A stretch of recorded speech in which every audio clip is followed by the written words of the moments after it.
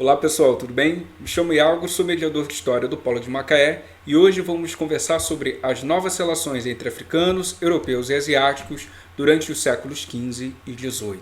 Bem, em primeiro lugar, preciso dizer que esse tema tem tudo a ver com o vídeo anterior do mediador João sobre a expansão marítima europeia iniciada ali no século XV. Mas antes de falarmos disso, precisamos perguntar, se são novas relações, é porque existiram relações anteriores, certo? E aí vamos relembrar. Vocês viram sobre expansão islâmica, sobre Idade Média, que existia um comércio de longa distância que ligava o Extremo Oriente à Europa.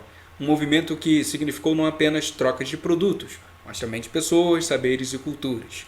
Também podemos se lembrar das relações que já existiam entre povos da Índia, da China, com o Oriente Africano, mas que a partir da expansão islâmica, os muçulmanos se tornariam os principais agentes dessas trocas. E aí, então, a pergunta do nosso vídeo é: por que novas relações entre esses povos ali a partir do século XV? E a resposta está justamente no processo de expansão marítima europeia.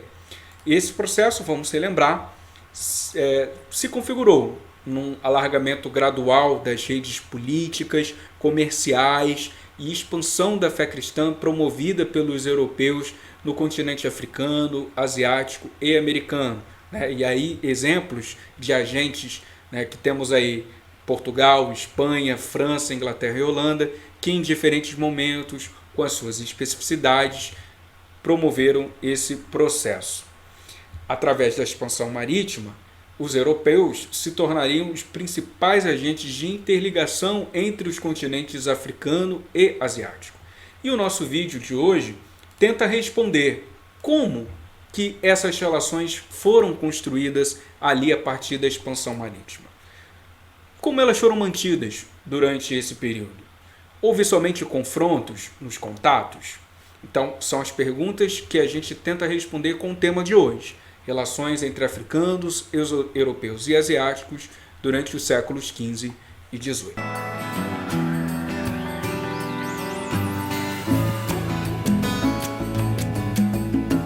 Bem, vamos começar falando das relações construídas entre europeus e africanos. Na verdade, eles já se conheciam desde a antiguidade, no caso, os norte-africanos e europeus. Cito o exemplo do Império Egípcio em relação aos territórios do sul da Europa, banhados pelo mar Mediterrâneo. Mas com a expansão marítima, os europeus se relacionaram com outras regiões costeiras, outras regiões da costa banhada pelo Oceano Atlântico e Oceano Índico, África Ocidental e África Oriental, como vocês podem ver aí no mapa. E nesse contato que eles foram mantendo com os povos da África, eles se utilizaram de confrontos, de guerras, que forçaram os povos que resistiram, mas foram derrotados, a aceitarem a presença deles, a captura de escravizados, aceitarem o estabelecimento de trocas através das feitorias. Mas nem sempre esses confrontos foram bem sucedidos, e é por isso que eles tiveram que também utilizar das alianças, tiveram que negociar com esses povos. E eu trago o exemplo aqui de alianças mantidas entre portugueses e congoleses. O Reino do Congo ele fica localizado ali na África Ocidental, era um reino formado por povos de língua banto, e quando os europeus chegaram a partir de 1482, ele estava já em expansão quando ali os europeus chegaram. E os europeus, nesse primeiro contato, não se utilizaram do confronto inicialmente. Os congoleses até receberam amistosamente os portugueses, trocaram presentes. O Manicongo, que é a autoridade máxima, como vocês podem ver aí nessa ilustração, nessa imagem, ele vai enviar presentes através das embaixadas que envia lá para o reino de Portugal, e até pede autorização ao rei Dom João II a aceitarem jovens para que eles pudessem aprender a língua latina e os costumes cristãos. E como eu falei, lembra que nesse processo de expansão marítima os portugueses também levavam a fé católica? Pois bem, mas nesse processo de expansão da fé católica, isso não significou uma conversão passiva por parte dos congoleses, por exemplo. Por quê? Porque só foi possível através da assimilação que os congoleses fizeram em relação ao rei de Portugal. Isso mesmo, o rei de Portugal foi assimilado à divindade que já era ali conhecida, uma divindade suprema, aliás, dos povos bantus, o Zambem-Apongo, que era o criador de todo o universo e que reinava no mundo dos mortos. Bem, as autoridades congolesas concluíram que aceitar a fé católica e manter aliança política com os europeus tinham suas vantagens. Primeiro, eles viram uma oportunidade em expandir as fronteiras do reino, que já estava em expansão. Lembra quando eu falei que quando os portugueses chegaram eles já estavam em processo de expansão? Pois é, através das armas, eles viram que era vantajoso se aliar com os europeus. Bem, também viram vantagem através do comércio, pelo comércio, porque poderia ter acesso a produtos não encontrados ali na sua região. Só que esses encontros entre africanos e europeus, como o caso dos congoleses e portugueses, não geraram resultados apenas intencionais. Primeiro, porque eram feitas analogias a partir de sistemas de crenças completamente diferentes. Por exemplo, determinadas palavras poderiam ter significados diferentes, ou determinadas referências, como por exemplo as feitas para pessoas. O exemplo que eu dei, né, do Zambem-Apongo e o rei de Portugal.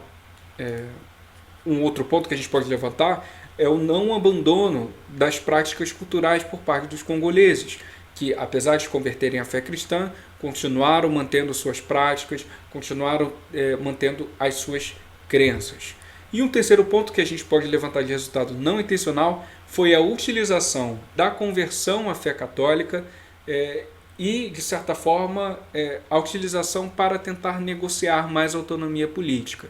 No caso dos congoleses, eles utilizaram-se dessa prerrogativa, né, de um reino cristão como Portugal para ter contato com o Papa e assim pedir autorização para poderem administrar as igrejas, de poderem ter mais autonomia política em relação a Portugal. Bem, e europeus na África Oriental? Apesar das especificidades, eles mantiveram contatos e procederam, né, na construção dessas relações da mesma maneira que na África Oriental, ou seja, utilizaram de guerras e também de alianças. Vamos resumir então o que significou, quais foram os resultados ao longo desse processo, né, de construção de relações entre africanos e europeus. O que significou para os africanos a relação com os europeus? Primeiro, o acesso a novos produtos que eram trazidos da América, da Ásia, enfim, para trocarem por escravizados nas feitorias ou por produtos ali daquelas regiões. Também gerou a expansão de alguns reinos, como no caso do Reino do Congo, que já estava em processo de alargamento das suas fronteiras e influências, mas através das armas doadas pelos europeus consolidaram esse processo.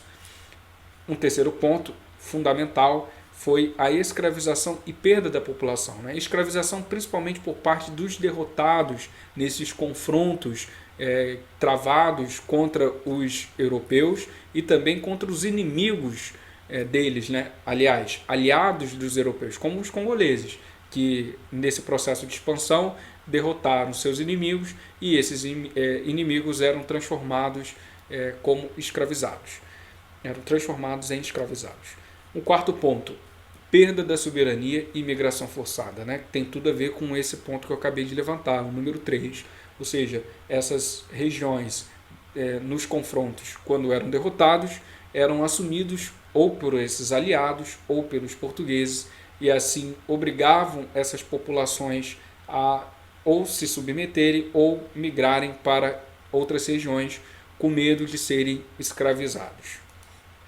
E para os europeus, a relação com os africanos gerou a expansão da fé católica, o aumento do comércio, né, por conta desse processo aí de alargamento, de contato com outros produtos e também o tráfico de escravizados. O terceiro ponto é o fortalecimento político do reino, né, um resultado que foi a partir da disseminação desses súditos em diferentes partes, né, tanto da África quanto da Ásia e também da América.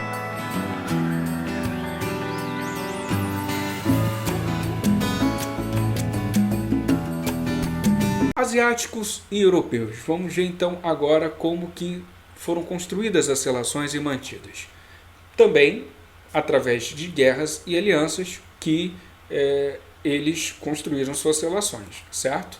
Bem, portugueses, falando primeiramente dos europeus, utilizaram em determinados momentos a vantagem naval para conquistar importantes territórios, como a cidade de Hormuz, ali no Golfo Pérsico, quanto a cidade de Goa. Mas, como eu falei, assim como no continente africano, eles também tiveram que utilizar as alianças, porque nem sempre os confrontos foram bem sucedidos. Então precisaram fazer amizades, precisaram negociar, e é o exemplo da intermediação do comércio entre japoneses e chineses. Os europeus, assim que construíram essas relações, assim que chegaram na Ásia, passaram a ser os principais mediadores do comércio, mas isso não significou que japoneses, chineses, indianos islamizados, muçulmanos, árabes não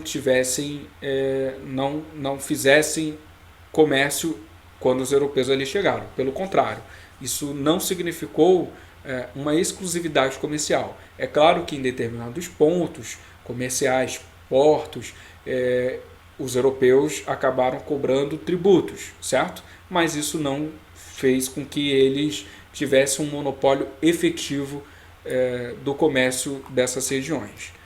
Então vamos resumir. Para os asiáticos, a relação com os europeus resultou numa ameaça, principalmente para os mercadores muçulmanos, que eram os principais agentes de interligação dessas regiões, perda da soberania de algumas cidades, como a cidade de Goa, mas também a oportunidade de combater o inimigo. Eu, exemplo, cito da cidade de Cochin em relação a Calicut. A cidade de Cochin queria se libertar da dominação do Samorim, da autoridade de Calicut. Então viram nos portugueses, quando ali chegaram, a oportunidade de combaterem esse inimigo. E para os europeus, a relação com os asiáticos resultou no acesso às cobiçadas especiarias, que já eram conhecidas desde a Idade Média, e nesse processo de expansão marítima puderam alcançá-las através dessa nova rota pelo Atlântico, difusão da fé católica e extensão do poder político, por conta disso que eu já falei em relação aos africanos, ou seja, súditos espalhados por outros reinos, aumento e extensão do poder político. Bem, então no vídeo de hoje nós vimos como que se deu esse contato, como que foram construídas, mantidas as relações entre europeus, africanos e asiáticos a partir desse processo de expansão marítima, que foi tema do vídeo anterior, iniciado ali no século XV. Ou seja, vimos a complexidade desses contatos que se deram a partir de confrontos, de alianças, também de assimilações, de resistências, enfim, dando um caráter complexo desse período, desse processo. Espero ter contribuído de certa forma e qualquer dúvida, entre em contato.